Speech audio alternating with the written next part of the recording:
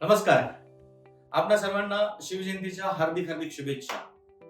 आजपासून 4 दिवसानंतर शिवजयंती येत आहे आणि शिवजयंती निमित्त संपूर्ण महाराष्ट्रभर 19 फेब्रुवारी नंतर पुढचा 1 महिनाभर जवळजवळ शिवजयंतीचे कार्यक्रम होत राहतात आणि शिवजयंती निमित्त वेगवेगळ्या कार्यक्रमात आपल्याला बोलण्याची संधी मिळते आणि बोलताना शिवजयंतीबद्दल बोलायचं काय हा बऱ्याच जणांचा प्रश्न असतो. बरेच जण ज्यावेळेस मला फोन करतात, विचारतात की सर शिवजयंतीचं भाषण लिहून द्या किंवा शिवजयंतीच्या भाषणाबद्दल काय मार्गदर्शन करू शकाल का. तर या सर्वांची उत्तरं आज या व्हिडिओमध्ये आपणास मिळणार आहे. प्रथमतः सांगतो की छत्रपती शिवाजी महाराज यांचा विषय हा फार मोठा व्याप्त असलेला विषय आहे. म्हणजे अगदी तुम्ही जर अभ्यास करायला गेला तर आपलं अख्खं आयुष्य कमी पडेल असं मी स्वतः म्हणेन. मग छत्रपती शिवाजी महाराजांबद्दल बोलताना कसं बोललं पाहिजे किंवा कोणत्या गोष्टी आपण भाषणात आणल्या पाहिजेत, तर मी साध्या काही गोष्टी तुमच्याशी आज शेअर करतो. सर्वात प्रथम की भाषणाची सुरुवात येते, मध्य येतो आणि शेवट येतो.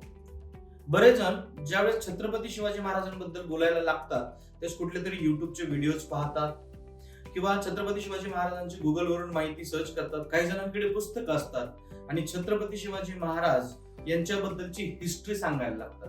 आणि हिस्ट्री का सांगितली गेली पाहिजे आणि काय होतं की जी हिस्ट्री ती व्यक्ती सांगणार आहे, कदाचित त्याच व्यासपीठावरती दुसरी एक व्यक्ती असते, ती पण तीच हिस्ट्री जर सांगणार असेल तर छत्रपती शिवाजी महाराजांबद्दल ज्या गोष्टी आहेत त्या सेम टू सेम यायला मदत होऊ शकते. मग त्यामुळे काय होतं की तिसरा वक्ता असेल, चौथा वक्ता असेल किंवा तुमचा नंबर असेल, मग यावेळेस आपल्याकडे एक महत्वाची पंचायत होते, ते म्हणजे आता नेमकं बोलायचं काय आणि कशा पद्धतीने बोलायचं. तर प्रथमतः एक तर तुम्ही छत्रपती शिवाजी महाराज यांच्या जीवन चरित्राचा अभ्यास करा, छत्रपती संभाजी महाराजांचा अभ्यास करा, राजमाता जिजाऊ यांचा अभ्यास करा, छत्रपती शहाजी राजे यांचा अभ्यास करा.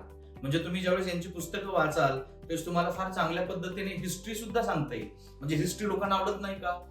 छत्रपती शिवाजी महाराज हे एकमेव असा विषय आहे की जो प्रत्येक घरातील व्यक्तीला आवडणारा विषय आहे.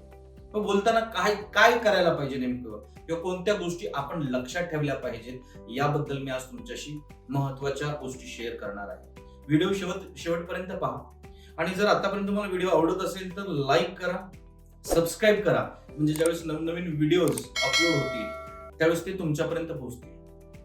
प्रथमतः सांगतो, भाषणाची सुरुवात जी आहे ना यावरती आम्ही एक व्हिडिओ बनवलेला आहे डिटेलमध्ये.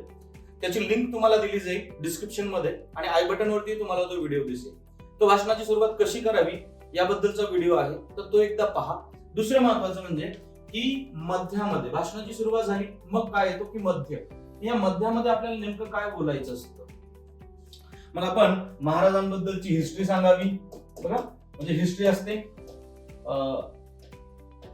हिस्ट्री सांगावी की अजून दुसरं काय आपल्याला सांगता येऊ शकेल किंवा त्यांच्याबद्दलच्या गोष्टी, ज्या गोष्टी म्हणजे हिस्ट्रीमध्ये समावेश होईल, कथा असतील, काही प्रसंग असतील, ह्या गोष्टी आपण सांगितल्या पाहिजेत का, तर सांगितल्या पाहिजेत. परंतु आजकालची आधुनिक पिढी आहे, मग त्यांच्यानुसार त्यांना अनुसरून आपल्याला कशा पद्धतीने मार्गदर्शन करते. तर प्रथमतः लक्षात ठेवा की तुम्ही वयोगट जो आहे ना, वयोगट तो लक्षात घ्या की ज्यावेळेस तुम्ही शिवजयंती साजरी करताय तर शाळेत करताय की तुम्ही एखाद्या गावासमोर करत आहात, सर्व वयोगटातील व्यक्तींसाठी करत आहात किंवा सर्व धर्म असणारी लोक त्या ठिकाणी आहेत किंवा वयोवृद्ध आहेत, माता भगिनी आहेत,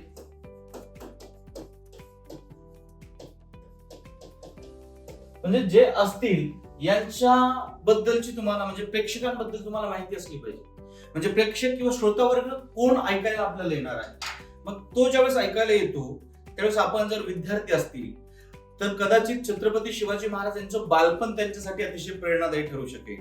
काही माता भगिनी असतील तर त्या ठिकाणी तुम्हाला राजमाता जिजाऊ यांच्याबद्दलची माहिती त्यांच्यासाठी प्रेरित ठरू शकते किंवा सर्वसामान्य लोक आहेत किंवा तरुण मुलं आहेत.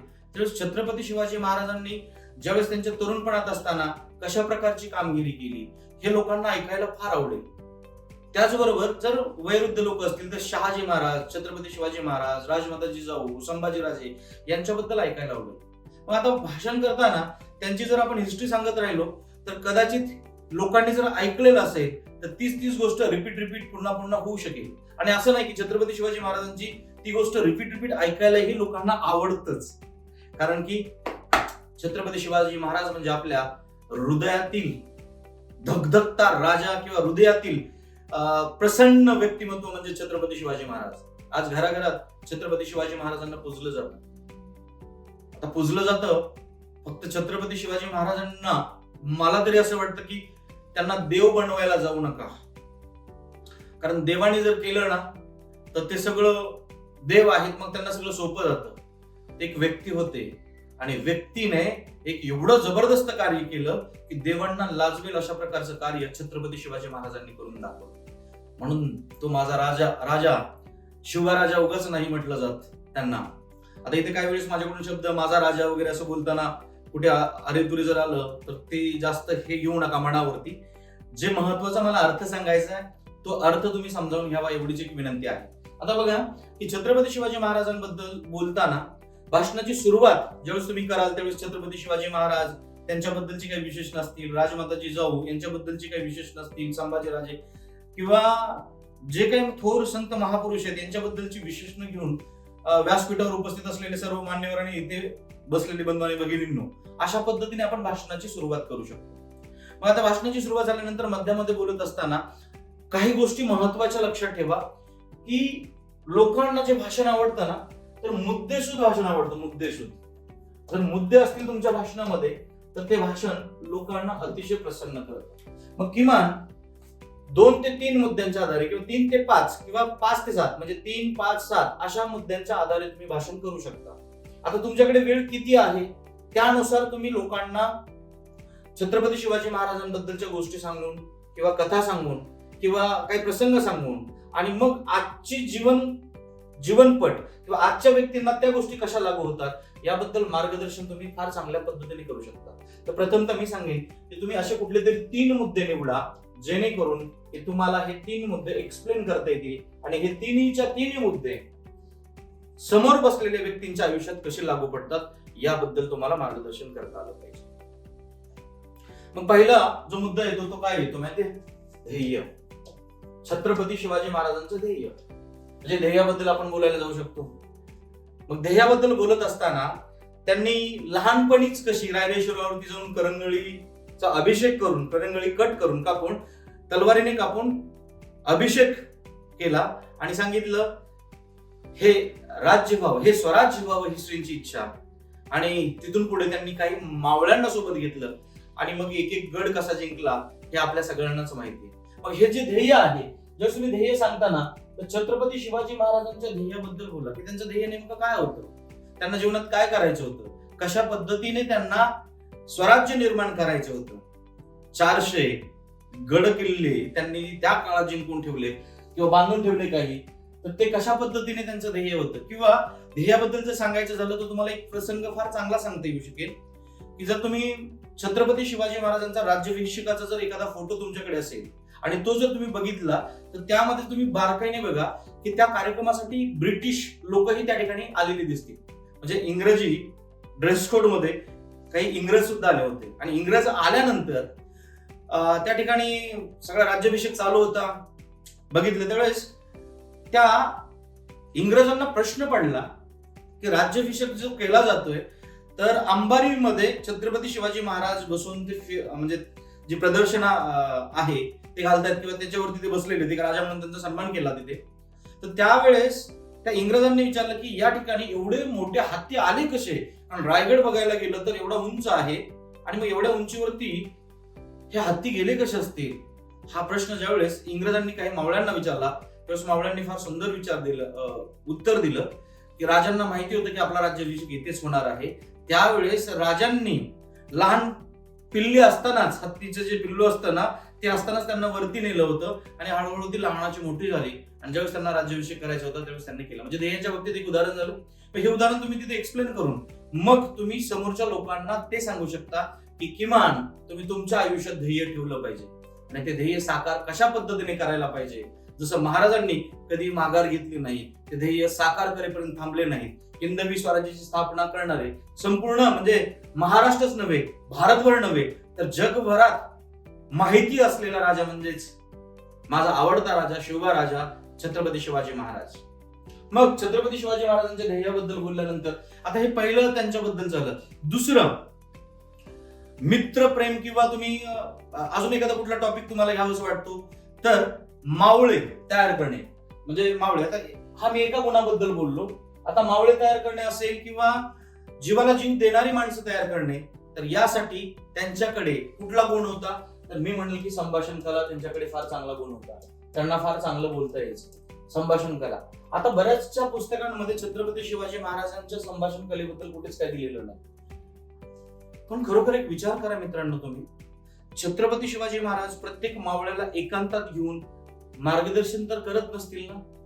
कारण की मावळे 300, 400, 500 अशा पद्धतीने असायचे आणि एका युद्धावरती जर चालले तर 300, 500ची तुकडी, 1000 सैन्यांची तुकडी, मग त्या तुकडीला ते कसे मार्गदर्शन करत असतील. तुम्ही बघितलं असेल की घोषणा दिल्या जायच्या, हर हर महादेव, जय भवानी, जय शिवाजी, अशा पद्धतीच्या ज्या घोषणा दिल्या जायच्या त्यावेळेस त्यांच्याकडे ना संभाषण कला हा उत्कृष्ट गुण होता. आणि संभाषण कलेच्या माध्यमातून ते मावळ्यांना प्रेरित करत असायचे. म्हणून तर हे राज्य व्हावे ही श्रींची इच्छा, त्यासाठी आई वडील सुद्धा आपल्या मुलांना स्वराज्याच्या स्वाधीन करत असत. कारण की छत्रपती शिवाजी महाराजांचं राज्य म्हणजे खरोखरच ते रामराज्यच होतं असं म्हणायला हरकत नाही. मग छत्रपती शिवाजी महाराज यांच्याकडे संभाषण चातुर्य जबरदस्त होतं. तर मित्रांनो, इथे बसलेल्या प्रत्येकाकडे संभाषण चातुर्य असलं पाहिजे. आणि तिसरा मुद्दा अतिशय न्यायप्रिय. हा एक मुद्दा मी तुम्हाला सांगतो, न्यायप्रिय. मग छत्रपती शिवाजी महाराज हे न्यायप्रिय कसे होते, त्यांच्या जीवनातील काही प्रसंग असतील ते तुम्ही त्या ठिकाणी सांगा. आणि अशा पद्धतीने तुम्ही तुमच्या जीवनात कशा पद्धतीने ही न्यायप्रियता अवलंबू शकता, त्या पद्धतीने तुम्ही मार्गदर्शन इतरांना करू शकाल. त्याचबरोबर 4, 5, 6 असे कित्येक तरी मुद्दे निघतील आणि प्रत्येक मुद्दा एक्सप्लेन करून समोरच्यांच्या आयुष्यात तो कशा पद्धतीने लागू पडतो ते सांगा. आणि शेवटी त्यांना सगळ्यांना विचारा की आज आपण 3 अतिशय महत्वाचे गुण महाराजांकडून शिकलेलो आहोत. पहिला कुठला, ध्येय असेल. दुसरा कुठला, संभाषण चातुर्य. तिसरा कुठला, न्यायप्रिय. अशा पद्धतीने ज्यावेळेस तुम्ही लोकांकडून वधवून घेता त्यावेळेस तो शेवट सुद्धा अप्रतिम होतो. आणि जाता जाता एखादी चारोळी मारा, एखादा डायलॉग मारा, एखादा शेरोशायरीचा उपयोग करा. तुम्ही गुगलला करा सर्च छत्रपती शिवाजी महाराज यांच्या जयंतीबद्दल शेरोशायरी, तुम्हाला भरपूर शेरोशायरी मिळतील. आणि तेच करण्यापेक्षा आपण स्वतःच महाराजांवरती एखादी चारोळी तयार केली तर काय हरकत आहे का. म्हणून ती चारोळी तयार करा आणि एंड जबरदस्त करा.